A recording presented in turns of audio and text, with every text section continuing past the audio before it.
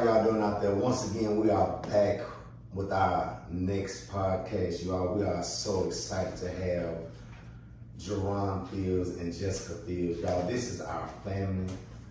And we're excited because a lot of people don't get to do things like this, y'all. We don't get to sit around and talk and put stuff out there on the airways that's positive, that's gonna bring fruit to someone's life. And what we have to talk about today, you all, I feel like it is a great topic. What y'all feel about what we have to talk about today? First of all, it's a serious topic and it's very prevalent in today's society. So okay, so I'm gonna give you the topic before we dive into this thing, y'all. The topic that we're gonna talk about today is raising children that are not your biological children. I'm gonna say it again. Raising children that is not your biological children. And I'm gonna start that thing out because I actually had, 4 sets of parents? I had quite a few too. Yeah. I got a mother, father, both of them got remarried. So that added a mother, father, another mother, father. Then I have Monica's mother and father, that's my step parents. And then she has the same in-laws. In-laws. Not step parents. Get me right, I like that. But she also has 4 as well. And being raised by a parent that's not your actual biological mother or father, it had some challenges and it had some great points to it. I'm not gonna say that everything was negative, but it was some challenging times being raised by someone that was not your biological parent. This subject is a little touchy for me because, as a child, being raised and having your mother and father in the household, and then that splitting, and then you're seeing you have to go to another person that's supposed to raise you the way your mother raised you, and they don't know you like that. They're coming to your life and they don't know you. They don't understand, I'm gonna talk to you later. When you have a child, or that it's your child that came out of you, and being, a daughter, both of you all are daughters, you know how your mothers treated you all. Did that love that you got from them, was it, explain it to me as a woman. Let me hear y'all explain it to me.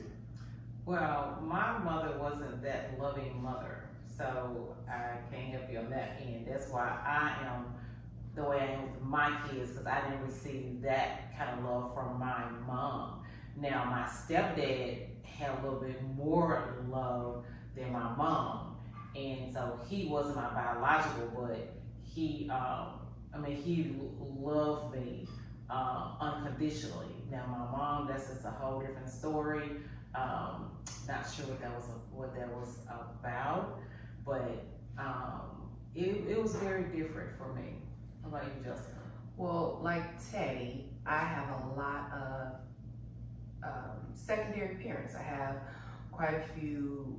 My dad had a few wives. My mom was remarried, so I come from a village of both too. But my situation, I feel like it was very positive. But when it comes to just my mom being a daughter, because I haven't had any biological children myself, my mom was more of the disciplinary structure and preparing me to just, contribute to society. Where my dad, kind of like what you said with your stepfather, my dad was more nurturing. My dad was like Mr. Mom, so to speak. So he was the one that was like, always showed love, always showed affection, and he was more of a friend. Where my mom was more like, okay, I gotta get you ready for the world. You know what I'm saying? Yeah. And I didn't, and definitely were there times where I felt like we had more of that, like we talked about nurturing from her, of course. But I'm glad I had both in some capacity. Whether it was mom or dad, it was I'm glad I had it. Yeah. You know what I'm saying? So I understand it more now. Now, at the table with us, at the round chairs with us, we have one young man who has had His mom. his mother and his father Yes. his whole entire upbringing. Yeah. I'm the unicorn of the group. The unicorn group. I like that, Jay. I like that. So, yeah, I was blessed enough to, be reared with my mother and my father in the household. So, I guess I am the norm, but maybe I'm not anymore. We should be pressing back to, but yeah, I could talk about that, but Because that's not what we're talking about. But I know. gotta ask you Go this ahead. question, okay? And the reason why I'm asking you this question because, like you see, all three of us witnessed something different. So, do you think that you could have been the man you are, or been more effective if you didn't have what you had? Oh, absolutely. I mean, for one thing, I didn't, I don't, like you said, you have multiple sets of people who have been in your life to give you structure. Mine was consistent. It was always there. It was never changing. I didn't have to worry about getting love or discipline from different people. Yeah. It was going to be dad or mom. So in that perspective, it's definitely easy. I would say it's easier because that dynamic of the family is set and it's whole. It's not to say that yours is not. It's just that you have different heads of family. You have fathers and There's different not mothers and gaps stepmothers, for and inconsistency. there's no gaps. There's nothing like weekend parent. We switching off. Day. I mean, That was my life. it's 7 days a week, 365 until they no longer on the earth. Yes. And that's why I wanted to ask you that, because we're going to get it off to you all story, because we came here to let people understand that you all story is amazing. Yes. We took what me and Monica went through, you all, in life though, and when we had children, we said we were going to do our children the same way that you were able to be raised. So we took it upon ourselves to say, no matter what we go through, no matter what happens, even if we had to stay in the same house you all and be roommates, if we could not make it together, we were going to be there for our children because of what we went through, having parents that was not our biological parents. Right. So I'm setting up to where we're about to go. This is the setup, okay? Because when we let you all go and tell you all story and what happened to y'all, people will understand biological and non-biological parents from a whole nother level. Because I'm gonna let you all tell it, but we took what you went through, JD, after what we went through, and we said we're not going to let our children see that, because we want them to be whole. We want them to be successful. We want them to, like you say, 24/7. It was never changed. You knew you was going to get either disciplined by your mother or you was going to get disciplined by your father, and it was not going to be no contamination in that love, if that's a good word to say it, because you have to understand, when you have a parent that's not your biological parent, automatically it's not going to be 100% love. I don't know why I say that, because I've seen it. That's why I say it. Okay, so I've seen my sisters be raised by my mother, not by my mother-in-law and my father, and I saw the love that they received that I didn't get, when it was just me getting that from my mother-in-law and my father. Right. Okay, so that was the setup, but That's good. I just want to say that's good though. That's a whole nother podcast in itself. Yeah. Like I said, me and you got two different perspectives. So that may need to be a whole nother conversation about all our experiences. Yeah, Because yeah. mine was totally different. It was more positive, right? Okay. But I like where you're going though. So keep That's that in your good. back pocket. So I'm gonna let you all talk a little bit about what God did in you all's life And I want you all to set it up the way that you all want to set it up. And then after you all set it up, then I got a couple of questions that I want to ask you about the pros and the cons and what has that done for you all's life. But I'm going to give y'all the floor to explain to y'all why we actually came up with this podcast, because y'all, these people are special. I'm going to shut up and I'm going to let you all dive in and tell the viewing people what this is all about today. You want me to say? Sure. All right. Sure. Okay. So, just a little bit. I'm trying to make a very, very long story short. Sure. But to give a little backstory, when I met my husband, he was already helping to raise four and a half nieces. I say 4.5 because he had a great niece. One of the nieces had a daughter, and she was only 9 months at the time. So I think from the start of our marriage, we've had a heart to pour into surrogate children, whether it's nieces, whether it's nephews. We got a lot of church babies. Sure. We got a lot of nieces and nephews, and so we've always been, just felt like God has called us to be part of a village for somebody else. Right. Be okay with that. We've tried to have children of our own. Mm-hmm. We've been through IVF twice. Yep. Well, I won't say total failure. No, it didn't produce any biological children, but one time I was pregnant. I thank God I had that opportunity. Wow. And then the second time we didn't get an opportunity to transfer and go through the full process. But God is still good, because we decided that no matter what, we were going to do it however God said do it. So we didn't have to have children to feel whole. We had God, that 3-braided cord, right? And we were blessed. Some people don't get a chance to have so many children in their life that they're able to give towards. Right. So that's that part. And so a little bit after that, that took us all the way up probably like to 2017 that we had tried to have IVF. And I have a cousin who I called him one day because God led me to call him to pour into his life. But when I called him, I woke him up out his sleep, and he said, he was a man of God. And so he said, cousin, you just woke me up out my sleep. And I got to tell you about a dream I just had. He said, in this dream, I was at church, and you and your husband came to visit us at church. And y'all had 2 kids with y'all. Wow. And he was like, I was thinking to myself, who are these kids? So he said, I actually said, y'all had adopted 2 kids. And the first thing that he said, my heart sunk, because here I had these 2 nieces who needed parents. And if I would have known y'all were looking to do that, I would have said, this family, what about these 2? And so I'm listening to him tell me this dream. And he said, so cousin, I got to tell you that I got you on the phone. You just woke me up out this dream. And I told you, God told me to call him. He said, I got to tell you that, about Faith and Grace, my nieces. So if you ever think about adopting, I don't want to miss this opportunity, right? And so I called him and told him about it. But I was like, that sounds good, because I kind of had been down this road. That's another story for another time, where we took care of, a relative, and it didn't go so well. So I was like, yeah, I'm not interested, right?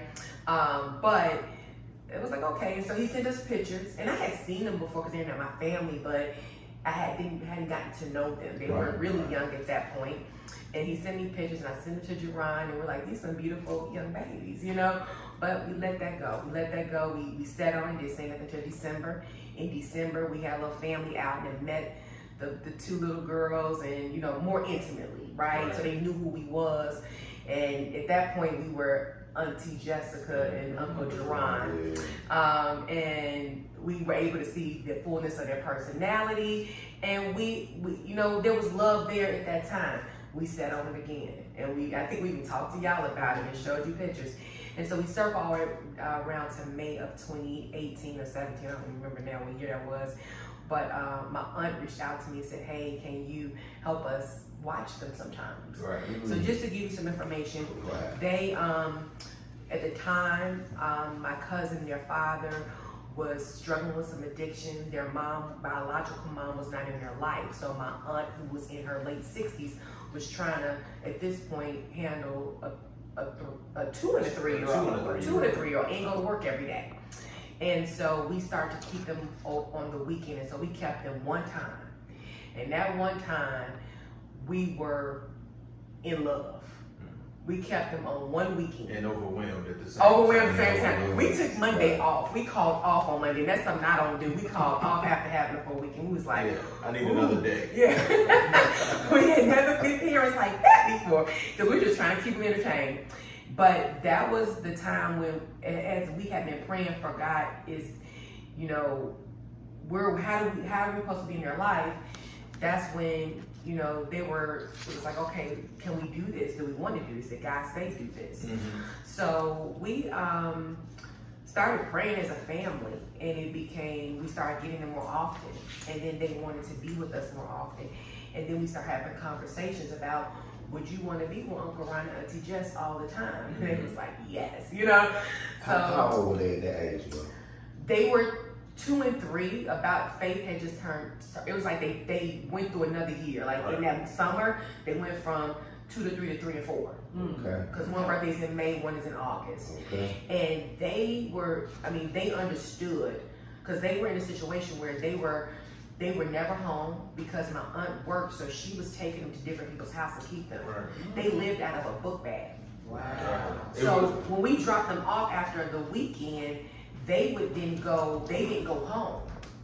We would wash their clothes because they was probably going to some other auntie or cousin's house and stay during the week. Wow. And then it was like, who can watch it for the weekend because my auntie need a break. So they were traveling, you know what I'm saying? So we was like, this is not the life for them. Right. You know, we all agreed that, but that was the best my aunt could do without no support. And so moving fast forward, we had prayed and we were like, you know, we want to do this. And then I heard God say, fight for faith. I heard him say, fight for faith. And that was literally and figuratively because my oldest daughter, Faith, she knew what was happening. She even said, let me ask my grandmama if my grandma would be okay. For permission. It's about permission. Yes. She knew what was happening. And I remember the day when we felt like we'd always go meet my cousin to exchange the girls in Chicago. And it happened, we kind of felt it at the same time. And I said bye, and he called me later, he said, when we exchanged these girls this time, it felt like I wasn't picking up my babies no more, they were your babies. Wow. And I said, I felt that too. You know what I'm saying? And that's when, around the same time, Faith went home and asked her grandma, would you be sad if would you be okay if we go stay with Auntie Jessica and Uncle Jerron? And so, it took time, y'all, because there's a lot more to this story, struggles. Again, they did have biological parents, but everybody, you know, when you're dealing with someone who has addiction, things are very distorted, and then their biological mom wasn't in the picture. But so there was layers to this, okay? But keeping this moving forward, we then, my aunt, we said we would want to do it, but we needed custody. We weren't going to do this without custody. Yeah, I remember that. Right. And that's truly out of, you know, experience, right? Right. Being able to take care of another family member and just dealing with how that separation went. Being able to really, truly, you know, give supervision and protection and just everything that they would need. So we would do it properly, you know what I'm saying? I think that was probably one of the biggest things that we said we had to do it this way. It couldn't just be, oh yeah, just stay with us for a little while, you know. We didn't want nobody to come back to take their kids, or we put all the time and effort because, you know, we took it very seriously being parents. You know, that's always a desire. It was hard. Yeah. And the prayer was never, you know, after the prayer was never like when we were trying to have children. That was a difficult time because you do a lot of things. You know, as a man, as a pride, it's your name. Those things may not be moved forward. But that was never prayer. The prayer was always like, Lord, give me something to sow into. Wow. He said, I want sponges. I want to be able to teach people, kids. He want to pour into. And he's always given us that. You know what I'm saying? And that's why, you know, you talked about more parents and things like that, you know, and just having our children just lets me know that, you know, sometimes we got to get out of biological and and not, because love can be developed. Covers all too. It covers everything. It covers everything. So it can change. It change your name. It change your name from an uncle and an aunt to a mom and a pop. So it you know what I'm saying? It's just a very powerful thing, and it grows. You know, once you sewing into that thing, and you literally putting your heart into everything, it will change the whole atmosphere around change the situation. trajectory of their life. They life. So this is the thing. We had that plan, right? We need custody, right? We gotta have custody, but God had bigger plans. My aunt in that October, so this was 2017, she got diagnosed with aggressive breast cancer. And so aggressive that by the time she told us, her surgery was like 3 weeks later. Wow. So who's gonna take care of these kids? So we went on a weekend, y'all. We had one weekend to grab these babies. He had just had a surgery, and we had to go on a weekend because she like told us like on a Monday, and by that week she was like, I gotta get prepared for surgery, and she gotta fight for her life. So she's gotta stop working. She's gotta prepare everything. Yeah, her focus needs so to the be sooner we solely can take this off of her, the Yeah. better. So she became the priority, and then the kids. And so in one weekend we had to find daycare. We didn't have a beds for them. They slept on a sectional. We went and got them on a weekend and brought them. I think some clothes in a garbage bag and some book bags, and that was the start of it all. Wow. And family starter kit. I like that. Yeah. You gotta get what you we need. went from a family of two to four like that. Overnight. Right. And it was just, you instantly go into that mode of you got a provision and taken care of, right? Yes, and so it was provision. definitely crash course. But going further than that, just to, so we can get to some of the questions we have about raising them. But from that point, it took about a year to really get custody. There were a lot of hurdles with their father. We couldn't locate their mom. But to just give a testimony to that, when she realized we did have them, she did more for them in the 1 or 2 months that she knew than anybody had done. Wow. She sent clothes. She called and thanked me for taking care of her daughters during that time. And when we told her we needed her signature, she didn't even have a card. Right. She didn't have a phone. The only phone she had was a phone that she could use over Wi-Fi. And she was in Kentucky.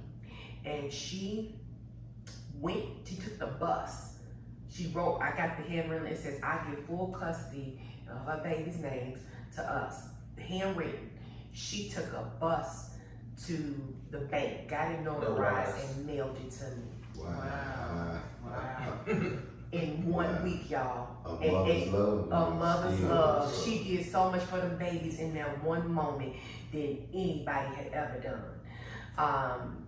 And then, unfortunately, a few weeks later, she took her life. Wow. So then I was telling my babies that they were motherless. Now, a lot of people at the time were like, well, you're the mother. I said, but y'all don't understand. I had no intentions of keeping them from their biological mom.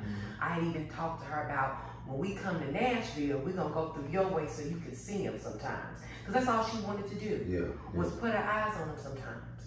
But she was going through a lot of troubles and struggles in her life. And so that was a moment I was like, oh my goodness, I'm really all they got, and I had to ask God to show me, be my teacher in that moment. We didn't tell them right away, but when they were told, they didn't really have too much of a response because they did not know her. The youngest was just like, you mom, they didn't know. So of course that had layers to it as we went on through life, because now they're 10 and 11, so we're talking about quite a few years ago. And then fast forward, we've been a family, so but I'll pause there. I'm gonna let you pause, but still, I want to let the audience know, let the people know that you all took on a task that so many people normally do that for a paycheck. They do it to, for their gain. And all I'm hearing from your story, and I know your heart, Jay, that you all only want to show these girls total love from an aspect of a parenting life, a parenting situation that would literally take those girls' lives to a whole nother level, a whole nother place to where they could be successful and properly treated as little girls. Little girls need a mother. They need a father. Right. Yes. And I applaud you all for that. JD, Yeah. this was Jessica's blood family, and what actually gave you the unction or gave you the zeal to know or want these girls to be your girls? Because you're papa now. When I hear them call out your name, your love that I see for them is a love that any daughter would want.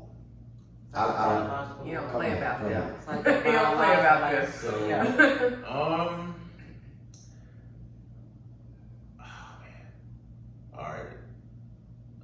So, like she said, I already help. I'm a girl dad. I tell people all the time. I think I told their father this. I was like, this is what I do. I raise girls. I raise women. So when I had a chance to see them growing up, my original 4 nieces have to deal with disappointment from their father.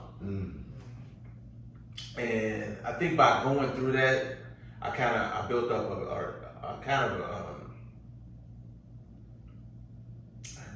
hate's not the word. It's a protection thing, and it's just like, man, I don't never want my kids to feel the way they feeling. To be told, hey, I'm gonna come pick y'all up, and then all of them sitting on the stairs waiting, and they never show up. It's one of the things I'm very, very big on. I don't tell my kids anything that I'm not gonna do. Like, my word is my bond. If I say I'm gonna do it, that's what I'm gonna do. And you have to, that's one of the things I just stand on. And I tell them all the time, they're like, can we? I was like, I didn't say that. A yes is a yes, a no is a no, a maybe is a maybe. So let's, you gotta wait on it too. Now that's hard for them, but that's what it is, because I think I've seen it, and I never wanted to be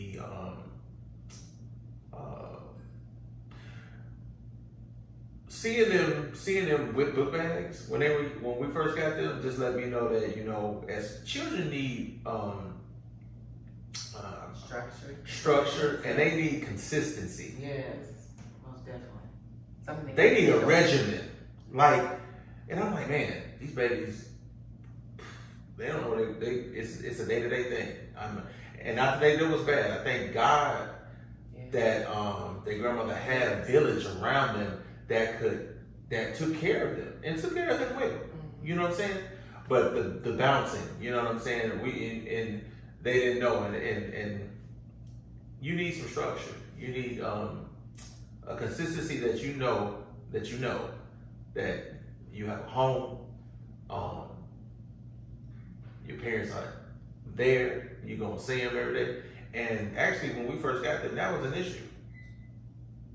Wow. The issue was because they've seen so many people in and out.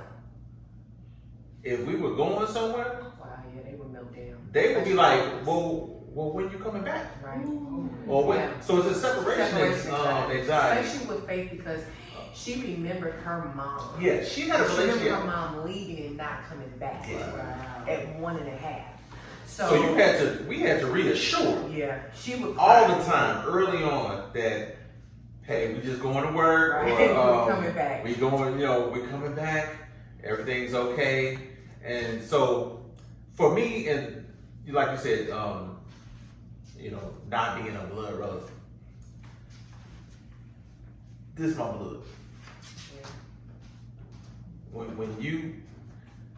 When we get married, she get my family, I get her family. Yes. That's really how it's supposed to be. Yeah, you're right. It's not a,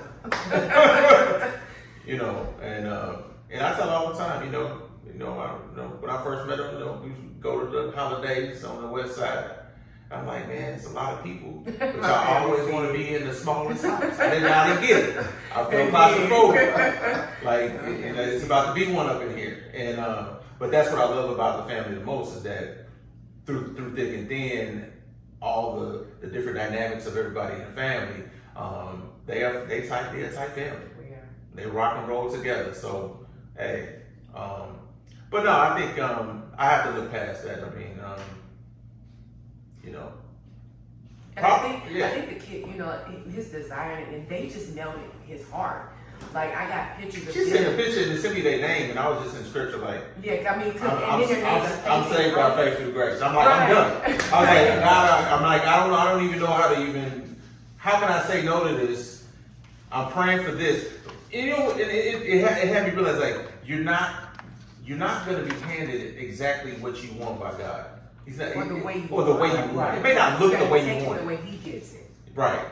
Because that might not be the destiny that He had for you. But what I prayed for, He actually, and we had over the years people prophesy and things over the years of two girls, two twins. It was all twins. And we got them at the same time. Yeah, right. So that because it was all confirmation still, because they came together. It was too instantly. So we really feel like it was just it's a divine thing, and blessing, and you know, and really what it's an assignment, flat out. And y'all you can't run from God's assignments. Yeah. So I want to jump in real quick on a couple of questions before we end this thing today. You all, pros and cons that you all seen in the girls' life, not you all's life, because you all have explained to us what it did to you all, what it done for you all. You all let us know that it was actually more of a blessing for you all, really, because you got the children that you wanted. That was the number one thing God gave you. Yes. You were able to give out that love that because I feel like and I mean the love that you want to give out is opinion. They both of y'all display it. I mean, even when y'all sent us the pictures before you got the girls, I was like, wow, And so it's been a blessing to see you all raise them, and no one wouldn't even know that they're not yours. Even when we're out together in the stores and they see, they're like, you all have beautiful girls. Yeah. So, I think God picked the ideal couple for these girls. Amen. So, pros and cons. If you have any cons. Yeah, if you have any. Okay. Let's start out with the cons. I want to start out with the negative and end with the positives, because if you have some, and I mean, even if just you all doing it, if it was anything negative that it brought to you all's life, let's expand on that a little bit. So I think the best way I could say it, Teddy, is that it kind of goes in tandem, the pros and the cons together. Okay. It's like, because it reminds me, as I'm sitting here, God says, everything works together for the good of those who love the Lord and are called according to His purpose, right? Yeah. And that's what I see happen. So the challenges have been their backstory. Dealing with my cousin who was, because unfortunately he passed away as well last year. But we had made amends before he did. But before that, there was a lot of years of him fighting us, and that was hard in raising them, because they had to see that as well. When they would go to their grandmother's house, he was there, and he would, that's not your mom, that's not your dad, that type of thing. So I would say that was probably the biggest challenge. But I'm going to tell you about God. So what He had Jerron and I do was, first of all, let those babies know we're not going anywhere. You're going to have us forever, and we're going to have you forever. The second thing we did, we normalized being raised by parents that are not yours. I have been talking to them since they were 3 and 4 that it is okay that God gave you me and gave you to us. And that there's many kids out here that are being raised by parents that are not theirs. There's kids that get just, left, or abandoned. Right. And look what God did for us. We wanted children, and He gave us y'all. Y'all needed stability and parents that love y'all. He gave us. So your parents don't have to be your biological. They will tell you, like, to this day, no one can come to faith and grace and say, oh, that's not your mom and dad. Who not? Right. Who not? And then on that regard, they will say, mama, they not being raised right. Can you be their mama? Yeah. They'd be like, they ain't being raised right. Can we get them? I said, you gonna share me? I said, I don't know if I can, if I got enough to go around. So we normalize that so that they didn't feel like, because the enemy would love for them to feel like they missing something, they don't have enough, that because these aren't biological parents, that there's a void. And so we've been praying and binding that up in the name of Jesus since we've had them. But also not just silently, we do that with them. Right. Yeah. We've talked to them about that. They understand that. And we let them talk about their parents. Absolutely. When they want to. Okay. We don't, you The talk objective, was never to keep them from knowing Right. who their parents are. Right. The objective actually was to do it together. That was Right. actually the initial mode that we wanted to have, because I felt the children needed it, but the parent needed it as well at the time. And we were sensitive to that. And we were sensitive to that, and we came to agreement on that. Yeah. And we did the best we could to do that. But that was a lot of the challenges that we had going further. So. Right. So I think that when it comes to challenges outside of that, it's like I feel like it's like any other person raising a child, right? It's us against the world, what the world is teaching them versus what we teach them. You know what? That is the fight. Right. So they are ours. There's no how we were raised and how the world is today is a totally different place. I learned so much stuff from these kids now when they come home and they tell me what's going on in the schools. It is scary. Yeah. So you got to keep them prayed up. You got to keep them oiled down. Right. Whatever you got to do to cover them. However, I also believe that we're raising kids to break that in the school system. Especially Grace. Grace will pray for kids and call things what they are, and Faith will come home and tell So I think that how equipping your kids with knowing who God is and having a relationship for themselves, because they believe in prayer. We used to pray for their daddy every night. We used to pray for their mama when she was here. They, we never hid anything from them. We prepared them and equipped them. Yeah. There was times, I remember a situation where their father was intoxicated, and since we had to tell them about alcoholism at 6 and 7. We didn't have it because they're seeing things. They're seeing it.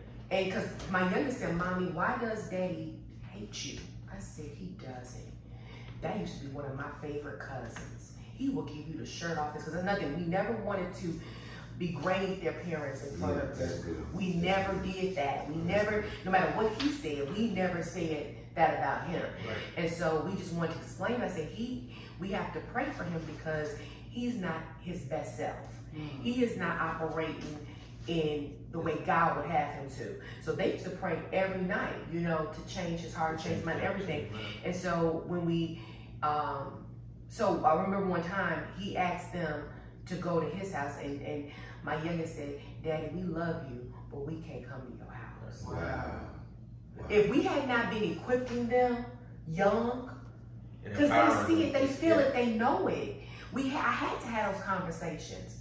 You are not to go to your dad's. You only to be at your grandma's house.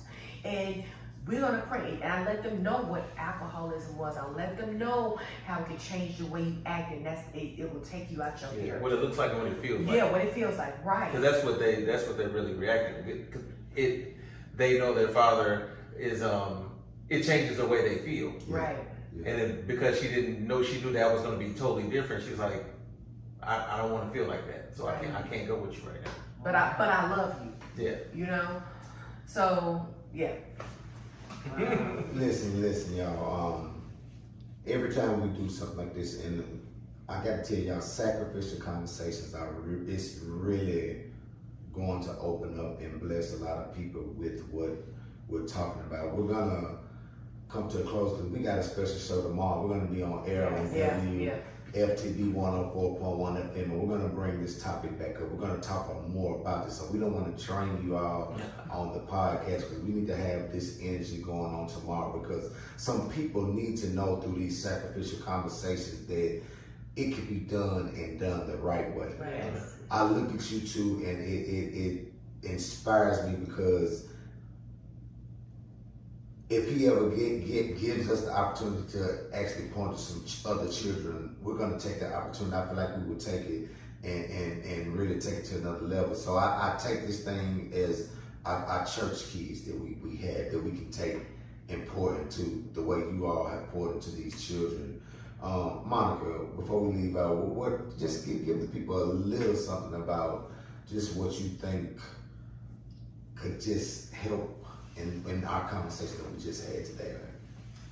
Just loving on as many kids as possible. That's what they need today. I know a lot of our kids are sheltered. They want to be by themselves. They want to be isolated. So just showing them a love from an adult. Try to put yourself in their shoes. That's what we've done to make sure our kids, and any kids really, we try to love on them, offer them advice. We even open up our home to a few of them to come and we show the love that God has given us.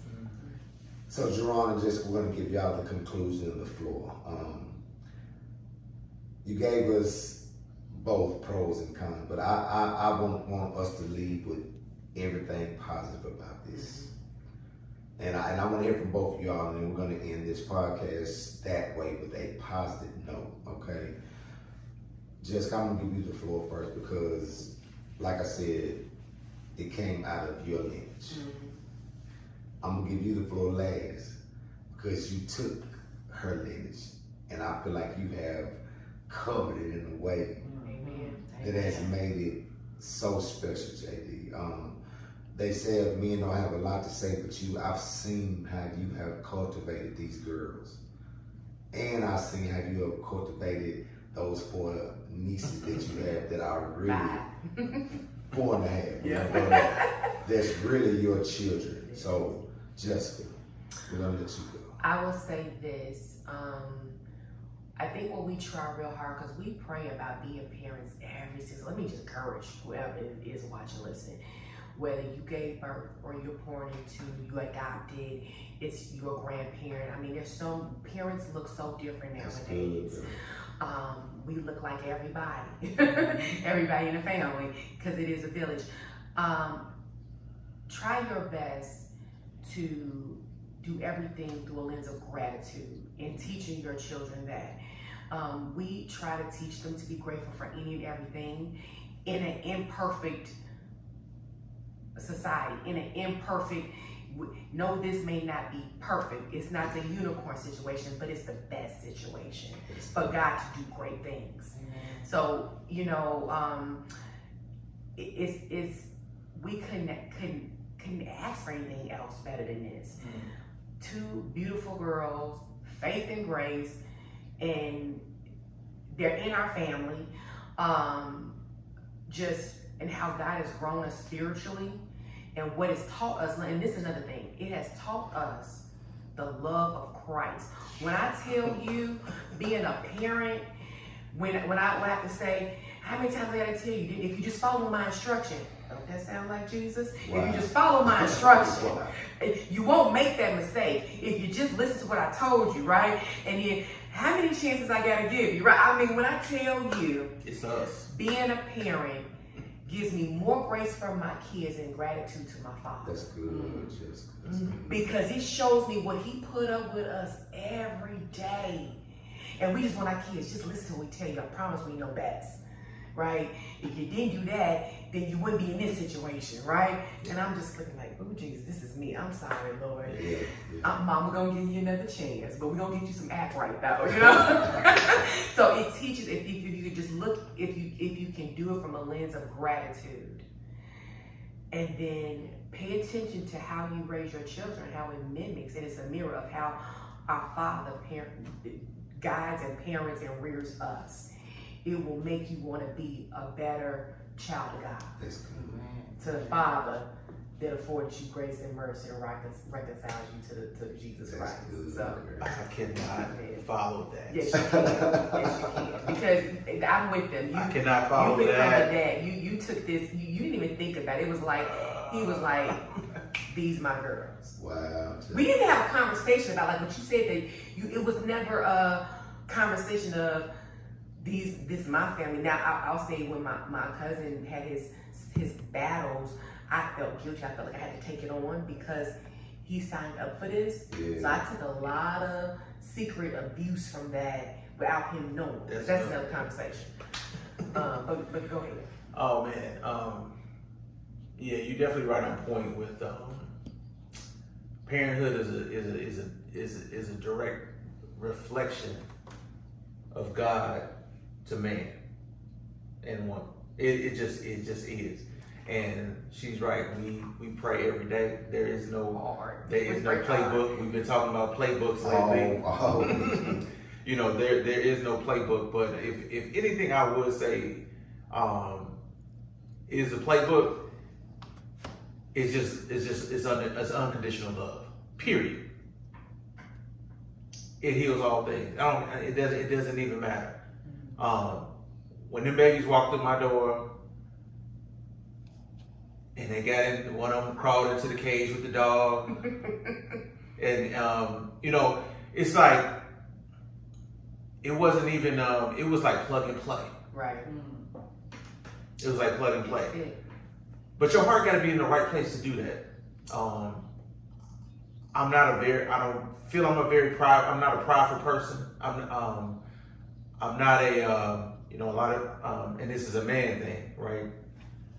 This is a lot of issues that I had with their father because he was upset because another man was raised as a child.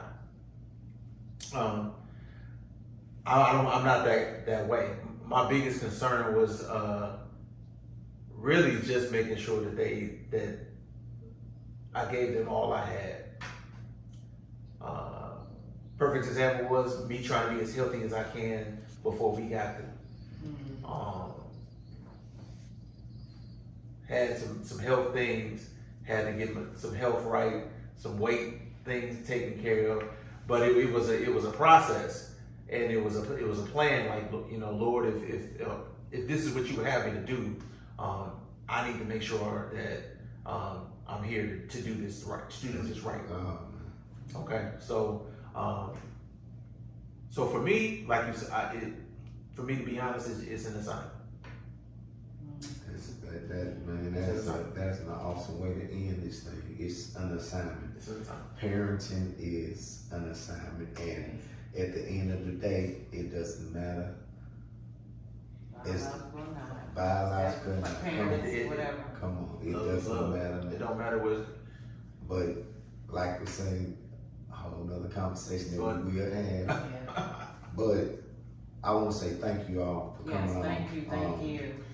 You have been listening to Sacrificial Conversation once again, and y'all, we're coming with some positive stuff, some stuff that's gonna make jerk a tear made, but it's gonna always make you think and think positively. So that's our goal, is to make you really, really understand life. So y'all, thank you. It has been a blessing. Faith and grace. They're gonna grow up to be such amazing women in this world. Amen. That's it. So y'all be blessed.